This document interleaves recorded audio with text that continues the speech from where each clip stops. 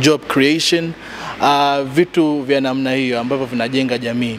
Na Bolt ipo kwenye nafasi kubwa sana ya kufanya hivyo, kwa sababu kuna madereva wengi sana au watu ambao wamekosa ajira walivyomaliza chuo, kwa mfano wanajikuta wanaingia kutafuta kipato kwenye makampuni kama Bolt, na wako mamia na maelfu wanakuja wanapata kipato. Na tulikuwa tunaangalia zaidi ya madereva 50 au top drivers hapa Tanzania kwa mwaka huu tu.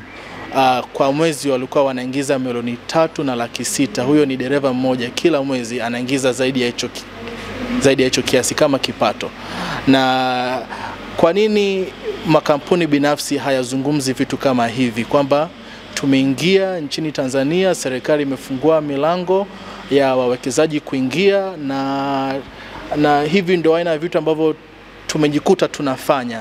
Watu wengi sana wanaingia kwenye kampuni yetu au wanatumia app yetu, wanajihusisha, alafu wanaingiza kipato. Wanawake wengi, wengine hata single mothers, wanapata nafasi ya kuingiza kipato, pia kufanya vitu vyao binafsi vya muhimu vya kifamilia. Kwa hiyo muda wote, kama ana mtoto ambaye ni mgonjwa nyumbani, anaweza akarudi akamhudumia muda wote. Hamna bosi wa kumwambia nenda kwa muda fulani, chukua off, fanya nini. Anaingia kwenye aina ya kazi ambayo inampatia kipato na uhuru wa kutumia muda wake.